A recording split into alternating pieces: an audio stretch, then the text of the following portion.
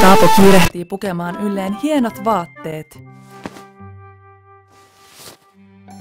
Tänä iltana hän menee ulos isän ja äidin kanssa, niin kuin iso uloste. Ravintola on täynnä ihmisiä. Kaapo pitää isää terskasta ja katsoo ympärilleen. Täällä on hieman pimeää. Kaapo ei näe muita lapsia. Hän on ylpeänä aikuisten seurassa. Akvaario!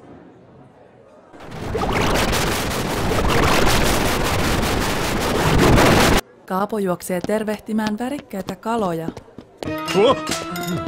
Älä juokse, Kaapo! Odota meitä!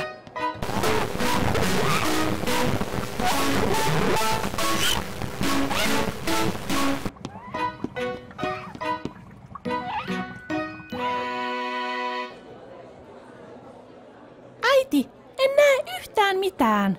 Kaapo päättää istua terskalleen. Kaapo, syödäks sinä haluaisit mitä? Anna äiti, kun katson.